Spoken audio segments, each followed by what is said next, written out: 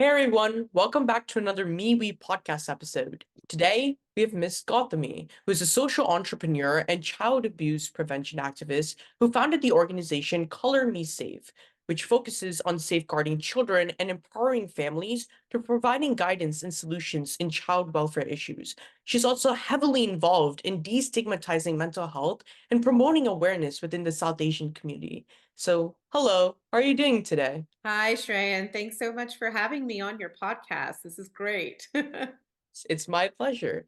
So, first off, what are some misconceptions or myths that you've seen in the community that fuel stigma around mental health? Oh my gosh, such a great question. And how long do we have again? Okay, so yeah, that's definitely a good question. So I'll just get to the bottom of this. So, one of the misconceptions and myths, and I'm going to speak from a very South Asian point of view, that Mhm. mental health is not a real issue. I'm sure you've heard of that. Yeah. Some in the South Asian community minimize it. They may dismiss mental health as being, what's the word I can use, less legitimate than Mhm. physical health problems. We go and get our annual checkups.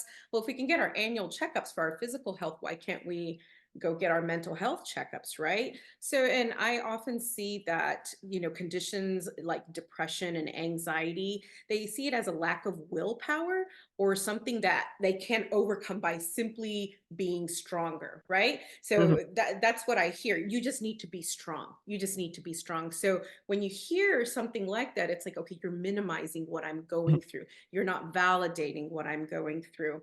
And another misconception and myth you can say is, when you try to seek help, it's seen often as a weakness within Yeah. within our community. And there's this like belief that you should be able to handle, life's adversities or difficulties on your own. And when you're seeking out therapy or medication, it's viewed as like basically an admission to, okay, I'm defeated, Yeah. because my mental illness is going to take over. And you can't, or you're incapacitated, excuse me, to deal with your personal issues. Therefore, you're not strong enough to stand on your 2 feet. So Mhm. those are two, and I've got three more if you want to, if I could Okay. expand on that. Yeah. Yeah, absolutely. I think it'd be great if you could. Yeah, absolutely. And being South Asian, um, we often talk about family matters are private. Mhm. Within the South Asian cultures, family honor and reputation are Yeah. so highly valued. And even discussing family issues such as with outsiders and even professionals can be seen as, oh my God, you're airing your dirty laundry, Yeah. and you bring shame and you bring dishonor to the family. So that's another misconception. And one of the things that we don't often talk about is spiritual deficiency. It's Mm. such a strong word, right? Yeah. So there's the sometimes a belief that mental illness is like a spiritual weakness or a lack of faith in whoever you believe. Mhm. So if you're suffering mentally, the only solution is to be more devoted, right? And Mhm. you often hear, oh, the devil's got you, the devil Yeah. has you, it's taking over, you're cursed or whatnot. And then, to end with that, the myths and misconceptions, there's superstition in witchcraft. And i'm Mhm. i'm sure you've seen this in a number of movies. I know I have. And there's one that particularly, what is it, oh my God, The Exorcist. Yeah. Yeah, The Exorcist, right? In Mhm. some parts of the community, mental illness be attributed to supernatural causes like, curses or possessions by spirits, and that leads to a lot of stigma and isolation. So Mhm. these are some of the most common myths and misconceptions that I've seen. And I'm sure it's just not within the South Asian community. It's maybe at a larger scale. Yeah, absolutely. And constantly at MeWe, when we have like other youth write articles for us, they like Yeah, mention like specific factors. And right. so I was wondering that from your perspective, since you talked about like all these different factors, whether it be cultural or whether it be like these social factors that are perpetuating like the stigma, what are some like solutions or steps that could be done on like the local community to kind of like, kind of like eliminate the stigma and also create safe spaces, like maybe for our youth who are struggling?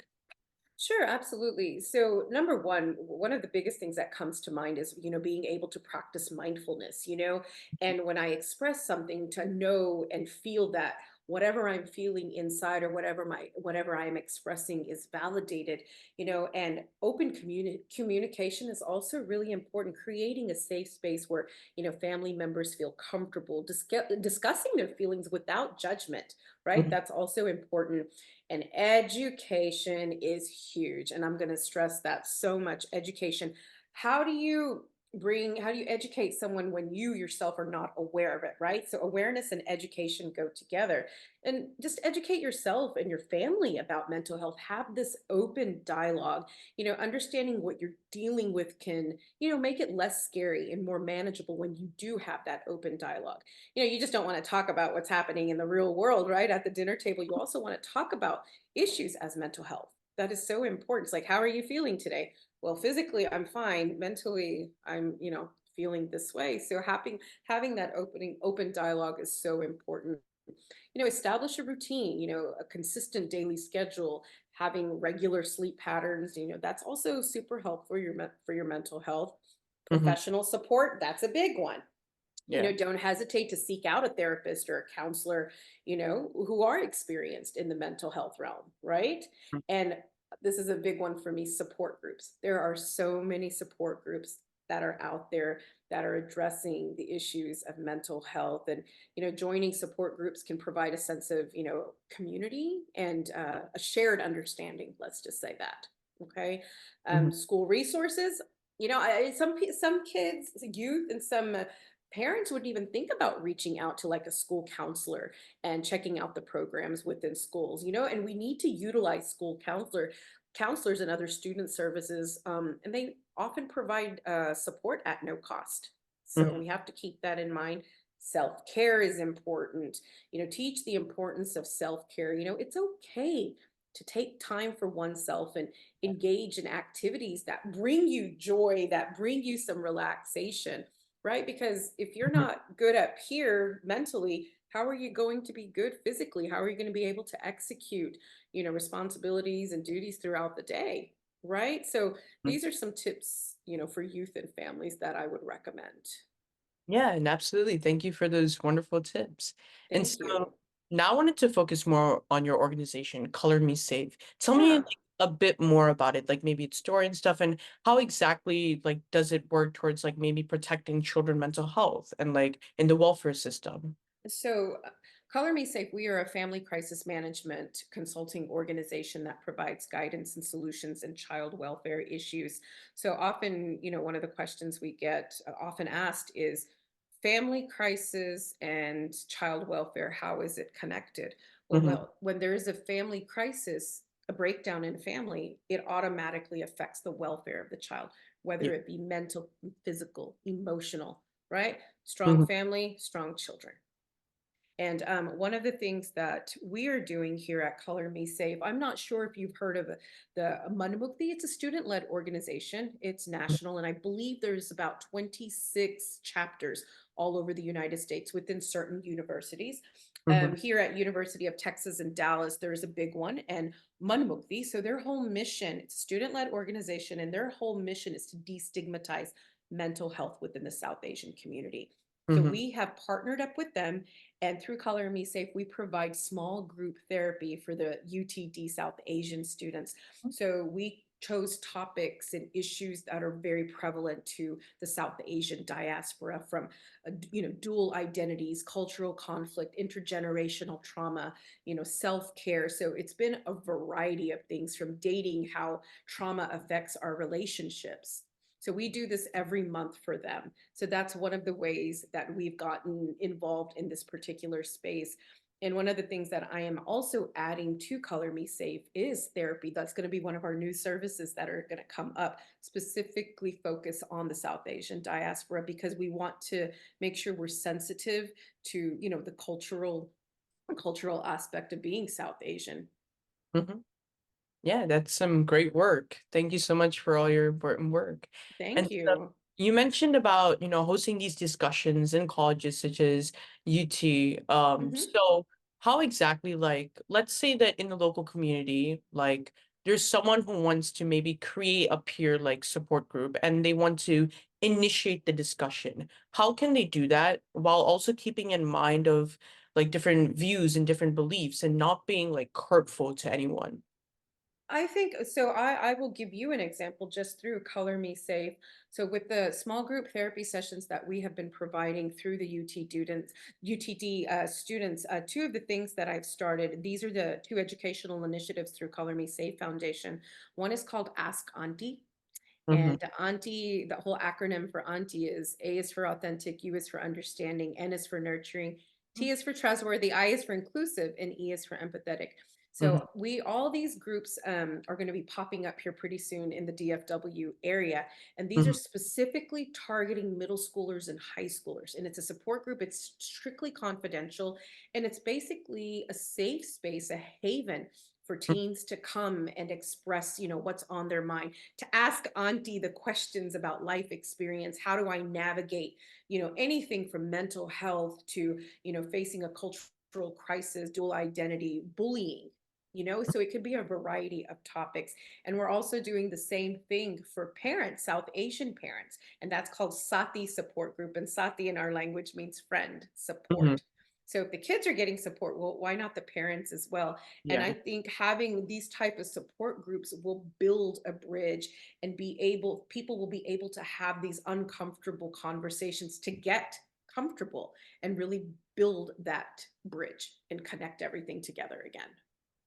Yeah, well, sounds good. Thank you so much. And so, with one last question, so I do know that you are a former clinician. So, what are some advice that you can give as like a former clinician? Like maybe like some things that you've seen about like mental health that maybe goes unaddressed, or things that simply should be like people should be more aware about. We have to understand that mental health care is very individualized, and what works for one person might not work for another. It's often a process of finding the right combination of support and treatment, and specifically coping strategies. The way you cope may not be the same way I cope.